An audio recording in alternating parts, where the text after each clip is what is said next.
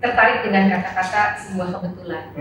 Nah, seperti yang dalam Excel ini bukan suatu kebetulan. Jadi saya memang punya pertanyaan-pertanyaan yang sulit sekali dapat jawaban karena selagi saya sekolah SD, SMP, SMA itu kan didoktrin dengan film G30S kan, dan saya nggak pernah mendapat jawaban dari sisi sebelahnya, selalu sepihak versi penguasa saat itu.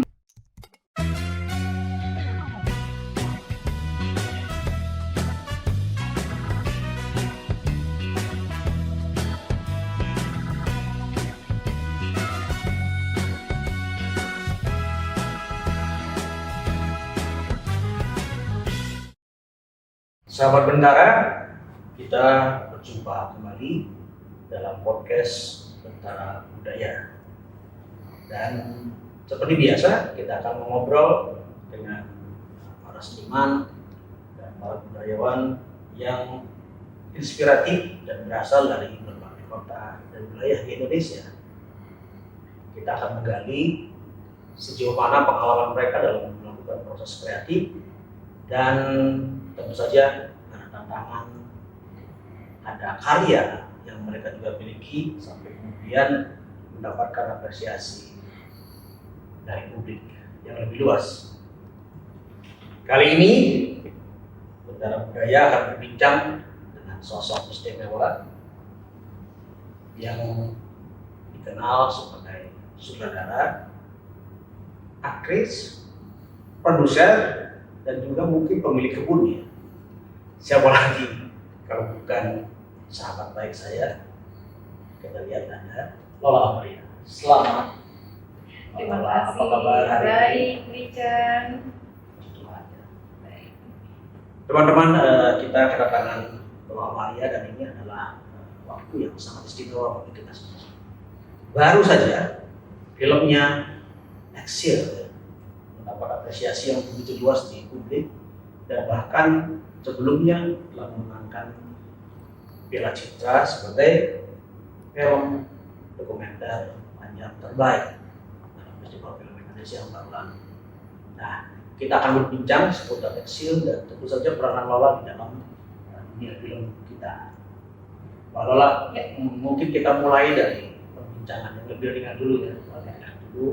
Jadi sebenarnya apa yang menyebabkan Mbak Lola, aku panggil Mbak boleh ya?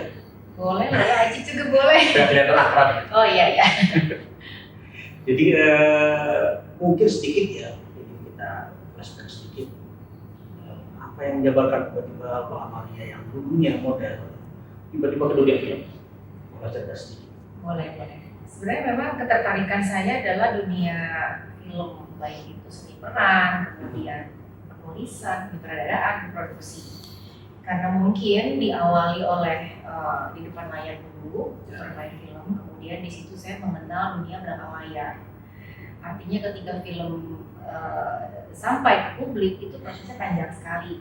Ada riset, ada produksi, kemudian proses-proses seperti workshop dan lain-lain, kemudian syuting dan post produksi, kemudian baru ke publik gitu. Jadi selain prosesnya lama, ada banyak bidang pekerjaan yang menarik gitu, seperti penulisan, riset, juga produksi, dan itu tantangan besar gitu. Jadi kalau di depan layar kan kita sebagai pemain ya memahami peran dan karakter dalam film, tapi ketika menjadi pembuat itu ada adrenalin yang lebih gitu, dan saya karena menyukai tantangan, jadi saya lebih memilih di belakang layar. Bahkan menjadi produser kemudian ya, saudara. Dan artinya tantangannya menjadi berbeda ya dalam produser itu. Betul, karena membawahi begitu banyak kru, pemain, kemudian bertanggung jawab pada produksi, pada budget, dan ke publik juga gitu hasilnya. Jadi kadang-kadang apa yang kita konsepkan, bayangkan di awal, ketika sampai di publik bisa berbeda. Bahkan di Excel kalau nggak salah 2 peran ini dijalankan sekaligus ya. Jadi saudara, kemudian jadi produser juga. Gimana caranya membuat perimbangan antara tugas sebagai saudara, mendirect ya, dengan tugas mencari uang untuk produser? Bisa disambi dua-duanya. Kemudian karena preset juga kan. Jadi sewaktu saya riset itu bisa dijalankan ketika saya dapat undangan gitu misalnya ke luar negeri, entah itu Eropa atau negara lain, kemudian bertemu hal yang menarik jadi bahan riset. Dan ketika bahan riset sudah ada, kemudian menghitung sebagai produser itu udah bekerja gitu, menghitung budget yang harus dikeluarkan, berapa lama bekerja dengan konsep sutradara ya yang sudah dibuat kira-kira. Jadi saling berkaitan sebenarnya. Dan karena memproduksi sendiri, jadi harus tahu dana yang harus ada tuh sekian rupiah. Jadi harus pas gitu. Tidak menemukan kesulitan ya di situ ya. Kan ada dua bidang yang sepertinya satu yang bidang hak, urusan estetik itu penyutradaraan. Satu lagi urusan yang benar-benar duniawi ya, hitung budgetnya, kemudian hitung seberapa besar harus apalagi kalau saya harus luar negeri berkali-kali ya, itu gimana cara menyeimbangkan itu sehingga ada dalam satu diri lalu Ahmadiyah. Kalau misalnya dalam satu proyek yang saya pegang sendiri itu akan lebih bisa ditangani gitu, karena saya bisa ngerem sebagai sutradara kreatifnya sejauh mana disesuaikan dengan uang yang ada. Dan karena Excel ini nggak punya timeline, artinya memang sampai 10 tahun itu punya waktu yang sangat luas, bebas, dan tidak terbatas. Secara budget juga bisa dicari kapan aja. Kalau misalnya, saya harus butuh footage A, harganya mahal, saya lagi nggak punya uang, ya udah tahan dulu, cari uang dulu. Artinya itu akan lebih bisa berjalan sesuai keinginan. Tapi kalau film fiksi itu kadang-kadang kita punya deadline. Jadi kadang kreatif harus dibatasi dengan budget yang tersedia, juga waktu yang tersedia. Kadang-kadang kita harus kelar sekian bulan harus rilis. Jadi semua harus kerja berdasarkan timeline. Di film fiksi. Tapi karena di dokumenter ini juga saya mencari uang sendiri, saya mengatur sendiri, artinya tidak ada intervensi, tidak ada batasan dari pihak manapun, itu akan lebih leluasa. Jadi secara tulus, secara ikhlas itu hasilnya juga akan lebih berbeda. Kita stop dulu soal Excel ya, kita tahan dulu supaya nanti lebih seru berbincangan sesi berikutnya. Saya ingin bertanya dulu soal mungkin debut Lola di film menyutradarai ya, di film Betina kalau tidak salah, itu sudah lama sekali. Film pertama menjadi sutradara pula di situ ya. Nah itu kan itu ada peralihan pasti ya, proses peralihan di mana seorang aktris kemudian tiba-tiba menjadi orang yang belakang layar. Apa kira-kira di situ saya juga Betina itu film pertama saya tahun 2006 lah ya. Jadi memang dari tahun 2000 awal itu saya sudah terjun ke film sebagai pemain, dan mulai 2003-2004 itu saya mulai ada keinginan untuk bekerja di belakang layar, ingin punya karya gitu sebagai sutradara. Jadi saya belajar otodidak di film-film sebelumnya, dan Betina itu proyek pertama yang dikerjakan sejak tahun 2004-2005. Kemudian 2006 filmnya keluar. Cukup lama ya? Cukup lama, 2 tahun, karena sangat personal juga dari segi cerita, dan edarnya juga saat itu kampus-kampus, dan itu semacam test case saya gitu, bahwa ini adalah proyek pertama yang ditangani, kemudian sebagai CV gitu loh, untuk saya pernah menyutradarai di film ini. Pada akhirnya kan ketika mencari dana untuk film-film berikut akan lebih mudah gitu kalau sudah punya film pertama. Nah, ketika belum punya, mungkin orang akan bertanya, film sebelumnya apa yang pernah dibuat? Kan nggak ada. Jadi memang harus berjuang keras. Portofolio penting ya? Penting. Jadi memang saya mati-matian sekali saat itu sampai 2 tahun untuk menyelesaikan film Betina yang sangat personal dan tidak berada di bioskop karena keterbatasan dana, karena harus di transfer ke 35 mili, saat itu masih film ya, belum digital seperti sekarang. Jadi karena nggak punya uang, akhirnya beredar di kampus-kampus dan beberapa festival. Tapi itu cukup membuat saya banyak belajar tentang dunia belakang layar, penyutradaraan, produksi sebagai produser, kemudian memahami kru secara emosional, profesional, secara secara menghitung budget pun juga harus benar-benar fit gitu. Jadi Woki itu banyak pengalaman betul ya? Iya. Tidak perlu ada misalnya Lola harus belajar kepada seseorang atau kepada institusi tertentu untuk belajar menyutradarai? Sebenarnya kepinginnya sih sekolah film ya, tapi saat itu kan mungkin bukan telat ya. Jadi saya lebih uang yang saya punya itu saya pakai untuk produksi dan learning by doing. Sebenarnya kalau pingin sekolah sih pingin banget, tapi akhirnya kan waktu untuk membuat filmnya terpakai untuk sekolah misalnya 3 tahun atau 5 tahun gitu. Jadi lebih baik kalau saya belajar sambil berjalan aja nih. Saat itu yang di pikiran saya adalah saya harus punya karya. Jadi jalan aja dulu. Jalan aja dulu. Jadi saya sering itu ikut workshop. Zaman dulu kan misalnya Garing Nugroho bikin workshop penulisan atau penyutradaraan itu saya sering ikut. Belum ada YouTube kan saat itu, belum ada sosial media, belum ada platform online. Jadi kita harus datang ke satu tempat yang memang sedang ada workshop siapa filmmaker ternama, misalnya Mas Garin saat itu ya, saya datang, saya ikut bagaimana produksi film, bagaimana menulis skenario misalnya. Jadi dari situ kemudian baru mulai ini ya, mendapatkan semacam gambaran perbedaan antara sutradara, ada scriptwriter-nya, kemudian ada produsernya, bahkan ada menjadi aktrisnya. Itu bagaimana kemudian pengalaman Lola mengajarkan bagaimana membedakan ketiga. Jadi baru mulai paham ya akhirnya berproduksi. Ya. Berproduksi. Betul. Karena saya menganggap produksi itu ada dua hal, budget oriented atau ide oriented. Kalau ide oriented artinya ya budget mengikuti. Maksudnya kita mau punya ide apapun, ya budget harus ada. Tapi kalau udah budget oriented, jadi budgetnya berapa, ide mengikuti gitu. Bisa begitu ya? Iya, jadi tergantung nih dari awal sudah ada pakem gitu. Misalnya saya dapat project, oh kita cuma ada budgetnya sekian, kita harus mengikuti secara kreatif. Harus cukup nggak cukup, harus cukup. Tapi kalau kita bicara konsep besar, budget tidak masalah, itu akan lebih enak, leluasa gitu.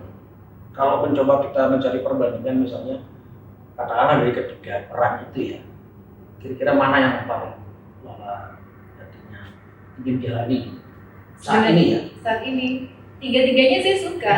Seni peran saya suka, tapi mungkin karena saya sudah berumur, jadi peran mengenal umur juga ya? Kalau di Indonesia iya. Sayangnya begitu ya? Sayangnya begitu, jadi lebih kepada yang muda-muda. Padahal kalau di Amerika kan makin tua makin matang, makin mahal kan honornya, makin dicari gitu. Tapi kalau di sini terbalik. Makin tua makin hilang. Masuk 40 itu mulai menurun, penawarannya menurun. Betul. Nah kalau untuk ke penyutradaraan dan produksi itu saya lebih senang karena bekerjanya apa ya, sesuai dengan konsep. Misalnya lagi ada proyek oh kita harus concern nih misalnya isu tentang lingkungan atau kemanusiaan, jadi paham akan banyak hal. Buat saya membuat film itu seperti skripsi atau disertasi karena penuh dengan riset, penuh dengan misalnya ketemu banyak orang baru, lingkungan baru, budaya baru, hal baru, dan itu buat saya menyenangkan. Walaupun itu film fiksi, perlu riset yang cukup serius ya? Cukup serius, cukup panjang, cukup dalam. Betul. Nah kemudian di film-film Lola kan ya selalu berkesan idealis ya, kemudian cukup kritis terhadap fenomena sekitarnya gitu. Ini apakah memang didesain dari awal gitu, kenapa Lola hampir semua filmnya termasuk Minggu Pagi di Victoria ya, itu juga walaupun filmnya menghibur tapi kan juga ada kekritisan di situ. Nah itu apa yang menyebabkan Lola menjadi sangat idealistik dan saya tidak pernah merencanakan seperti yang Blijan bilang tadi gitu, spesifikasi atau spesialisasi di film-film yang sangat kritis gitu. Sebenarnya itu mengalir apa adanya karena saya berusaha untuk membuat cerita atau konsep yang dekat dengan hidup saya. Jadi saya suka traveling, saya suka ketemu orang baru. Kadang-kadang ketika sedang melakukan perjalanan itu banyak loh ide-ide yang saya dapat, itu saya simpan biasanya. Kalau lagi keluar kota atau misalnya daerah yang sangat eksotis ke Nusa Tenggara Timur gitu, itu ada hal-hal yang menggelitik gitu. Misalnya budayanya, orang-orangnya, makanannya atau wisatanya, itu hal baru buat saya dan dalam hati itu pasti ada next time saya harus bikin film lokasinya di sini misalnya, atau saya harus ngangkat soal ini, soal perempuan di Nusa Tenggara misalnya, atau soal kain tenunnya, atau soal kulinernya gitu kan. Banyak hal-hal yang akhirnya menggelitik saya. Entah kapan, tapi itu tercatat. Gitu. Jadi memang perjalanan itu membawa saya kepada hal kreatif. Pernah nggak misalnya dalam satu perjalanan itu tiba-tiba menemukan sesuatu yang menurut seolah pantas diangkat menjadi sebuah film atau sebuah cerita paling tidak ya? Itu apakah selalu begitu atau sebuah kebetulan atau misalnya sudah dirancang sebelumnya? Saya tertarik dengan kata-kata sebuah kebetulan. Nah, seperti yang dalam Excel ini bukan suatu kebetulan. Jadi saya memang punya pertanyaan-pertanyaan yang sulit sekali dapat jawaban karena selagi saya sekolah SD, SMP, SMA itu kan didoktrin dengan film G30S kan, dan saya nggak pernah mendapat jawaban dari sisi sebelahnya, selalu sepihak versi penguasa saat itu, dan itu yang membuat saya sangat ketakutan membicarakan hal yang sangat sensitif tadi gitu. Nah, karena pertanyaan itu tertancap di benak saya dan tidak pernah mendapatkan jawaban. Nah, tahun 2013 ketika saya sedang mengadakan pemutaran film di Jerman, itu saya dikenalkan oleh seorang eksil. Kemudian saya bertanya, Bapak kok bisa ada di sini, sejak kapan, kemudian awalnya bagaimana, apalagi ketika beliau bilang sudah menjadi warga negara Jerman. Kan buat saya itu kan sesuatu yang baru ya. Betul. Kok bisa jadi warga negara Jerman, awalnya gimana? Ceritalah dia kalau dia dikirim Soekarno pada saat tahun 63, kemudian udah dapat beasiswa, kemudian tahun 65 pecah nggak bisa pulang. Oh mungkin ini nih pertanyaan saya. Jadi secara puzzle tuh seperti diarahkan. Puzzle itu mulai ada jawaban-jawabannya. Kemudian saya tanya gitu, ada nggak sih yang seperti Bapak pengalaman ini, itu ada berapa, di mana aja, boleh nggak saya minta kontaknya? Mulailah riset, mulailah dapat tuh ketemu akhirnya sedikit demi sedikit, barulah saya punya konsep untuk membuat film dokumenter. Artinya mungkin bukan kebetulan, tapi memang sudah ada jalannya. Dan ketika proses selama 10 tahun ini pun juga itu sudah ada campur tangan semesta, saya rasa itu. Jadi sebelum merancang atau meriset untuk film Exit ini, apakah misalnya Lola tahu tentang film Exit? Gini, kalau kita atau paling tidak pernah membaca? Iya, pernah tahu tentang Excel, pernah baca, tapi saya nggak yakin akan bisa bertemu dengan Excel. Nah, ketika ketemu itu kan kayak anugerah luar biasa. Oh, berarti Bapak Excel, gitu. Berarti kan Bapak Excel. Karena ditelantarkan oleh negara, disingkirkan, dibuang, dicabut hak dasarnya, keluarga negara dicabut, kemudian mencari suaka ke negara lain yang menerima, itu kan berarti beliau Excel gitu. Dan langsung saya, Bapak ada berapa orang yang seperti Bapak? Tersebar di mana aja, langsung kayak, wah pengen tahu, pengen ketemu ya. Dan ngobrol. Jadi karena sudah masuk ke film Excel, jadi kita akan melanjutkan podcast ini masuk ke Excel aja ya. Boleh. Kayaknya akan lebih serius ya. Ini kan saya juga kepingin kita lebih banyak mendalami tentang fenomena-fenomena Excel yang sekarang menjadi perhatian publik kita ya. Mungkin kita mulai dari problem pertamanya. Jadi ini film kan yang waktu merisetnya panjang sekali, hampir 10 tahun lebih ya? Merisetnya sekitar 2 tahun. 2 tahun risetnya? Iya, kemudian syuting dan penyelesaiannya 8 tahun. 8 tahun? Iya, total hampir 10 tahun. Plus dengan begitu banyak narasumber ya, itu tantangannya luar biasa. Nah, saya melihat setelah menonton film ini ya, justru keingetnya bukan hanya soal Excel, tapi soal film pengkhianatan G30S Apakah pada saat Lola mulai mengerjakan film ini, kebayang film itu yang dikerjakan oleh saudara kita yang dikenal? Iya. Itu kan saya tumbuh kembang pada saat Orde Baru. Jadi saya SD, SMP, SMA itu masih Orde Baru. Jadi bayangkan setiap tahun didoktrin, di brainwash, kemudian ditakut-takuti untuk hal yang kita nggak tahu itu apa, seperti hantu tapi nggak ada hantunya. Nah, itu terus-menerus menjadi pertanyaan yang yang tidak pernah terjawab gitu. Dan kok bisa ya ada film yang sebegitu menakutkan, tapi kita nggak berani nanya apakah itu benar atau enggak secara fakta ya. Nah, setelah dewasa, kemudian saya banyak ketemu orang, banyak baca buku, banyak ya banyak ke luar negeri mencari dengan sendirinya. Akhirnya saya bisa menyimpulkan bahwa film itu bohong. Film itu dibuat hanya untuk kepentingan penguasa itu, untuk menakut-nakuti masyarakat, untuk mendoktrin, membalikan fakta yang tidak sebenarnya. Sorry, sebelum berlanjut, waktu film itu keluar di tahun 84 ya. Tahun saya kelas 2 SD. Kelas 2 SD. Iya. Dan kena kewajiban untuk menonton secara umur 7 wajib. tahun. Dari umur 7 tahun sampai saya 18 tahun. Bayangkan. Apa yang terasa pada saat pertama kali diwajibkan menonton film itu? Takutnya itu setiap tahun diulang lagi. Bahkan harus waktu SMP itu saya ingat harus bikin drama. Judulnya G30 SPKI. Ada yang berperan jadi Aidit, ada yang berperan jadi adik. Oh iya, sampai segitunya. Jadi sampai ada satu kata yang sangat nempel, darah itu merah jenderal. Saking terteror gitu kan. Iya. Jadi di otak kami saat itu PKI jahat, PKI sadis, PKI pembunuh, PKI tak bertuhan. Benar-benar ditanamkan ya. Iya. Dan tapi kita nggak ditanya apakah itu semua benar. Terus kita nggak dikasih alasan kenapa. Dan buku-buku yang beredar pun semuanya satu pihak, satu sisi.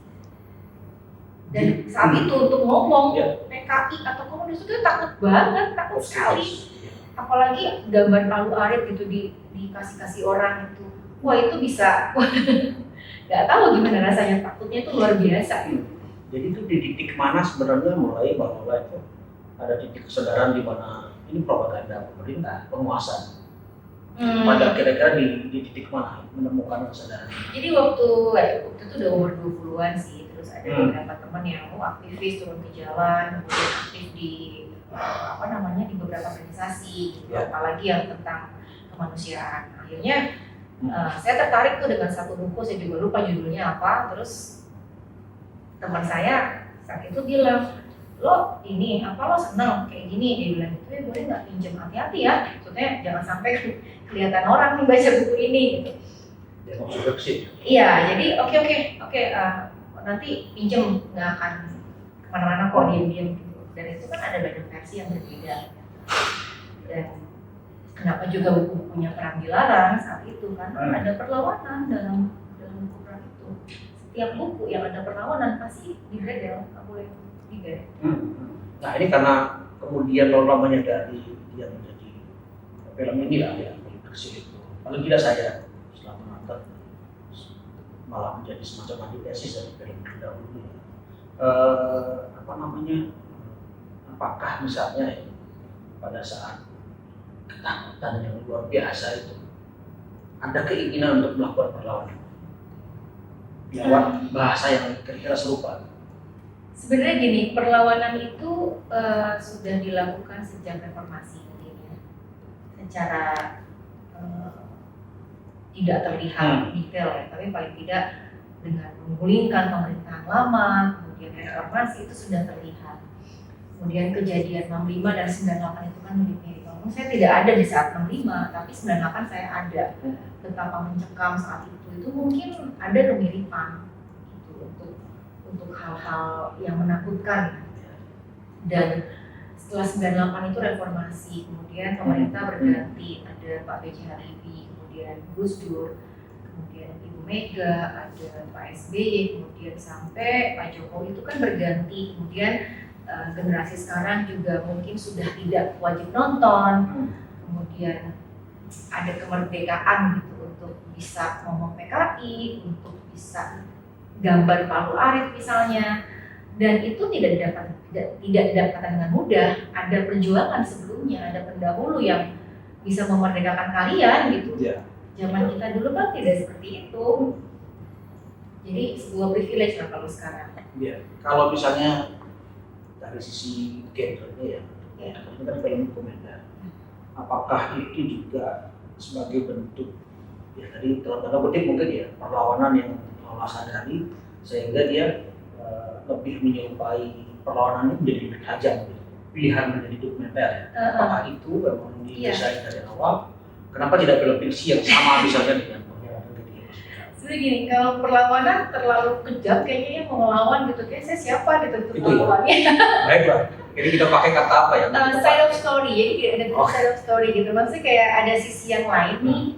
Artinya gini, kalau fiksi memang benar bisa dibuat, bisa dikarang, bisa diarahkan sesuai keinginan si. Dan propaganda lebih mudah masuknya. Betul. Nah, kalau dokumenter itu memang tokoh asli kan, tidak bisa direkayasa. Beliau yang mengalami, beliau yang tahu gitu proses terjadinya, dan beliau korban. Dan kalau misalnya mau dirunut 10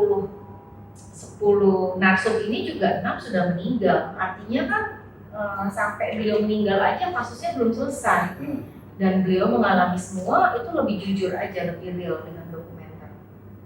Jadi kalau misalnya mau di-compare, ya mau percaya versi pemerintah silakan, mau percaya yang sisi korban dan mereka ini hak-haknya terampas juga boleh. Gitu. Artinya kita punya dua sisi nih yang berbeda. Kita serahkan kepada penonton. Mungkin karena dia bentuknya dokumenter ya, saya berpikir apakah tidak di film ini menjadi satu sisi aja cerita ini. Bagaimana orang mengimbanginya di film itu sehingga dia mungkin cover side-nya terpenuhi, walaupun ini bukan karya jurnalistik tentu saja. Ini film ya, tentu saja itu tetap film, tapi cover side-nya apakah menjadi pikiran pada saat itu? Sering dalam dokumenter kan memang tidak dibutuhkan cover both sides, seperti halnya buku-buku zaman Orde Baru yang dibuat, atau misalnya film yang G30S PKI juga tidak ada cover both side kan. Jadi memang sepihak. Dan dalam dokumenter ini sebenarnya counter both side dari film G30S PKI yang mulai saya bilang ya. Tapi dalam film itu sendiri, seperti Brian bilang, kenapa tidak ada counter both side dari sisi yang lain, misalnya pemerintah gitu. Buat saya sudah cukup jelas gitu statement para eksil dengan data atau dokumen atau footage yang menunjang statement para narasumber. Itu sudah menjadi sudah cukup ini ya, mewakili bahwa ada suara-suara yang selama ini bukan tersembunyi, bahkan disembunyikan ya oleh sejarah, sehingga dia tidak bisa diakses itu secara luas oleh generasi terkini. Betul. Itu juga apakah menjadi titik poin Lola untuk membuat ya film ini menjadi lebih akrab dengan generasi yang lebih muda? Iya, secara struktur pun ketika kami memikirkan untuk konsep filmnya, misalnya mau dibuat seperti apa nih, segmennya kemana, kan kita nggak mungkin bikin film semua orang harus suka, harus happy gitu. Artinya kan di sini ada segmennya umur berapa nih, yang ngerti atau yang nggak ngerti nih. Mungkin untuk orang-orang yang paham sejarah dan 65 ini film biasa aja, eksil ya. Tapi untuk yang tidak paham sejarah, belum mengerti soal 65 ada apa, dan ingin tahu lebih dalam, ini akan kena sekali gitu, seperti belajar sejarah melalui film. Jadi strukturnya memang dibuat untuk mereka.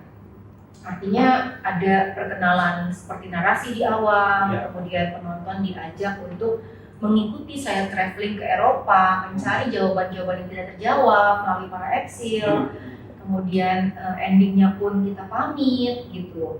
Itu memang lebih kena kepada generasi yang muda. Yang muda. Iya. Jadi generasi yang kita kasih stigma bahwa mereka ahistoris ya. Iya, ahistoris. Dan memang ini mungkin persepsi saya ya, memang sengaja ada satu generasi yang dihilangkan dan tidak boleh tahu soal 65. Oke, ini tambah seru ya. Jadi, sahabat Bentara, kita akan melanjutkan segmen ini dengan segmen berikutnya. Jangan lupa like, komen, share, dan subscribe channel Bentara Budaya, serta nyalakan lonceng notifikasinya ya.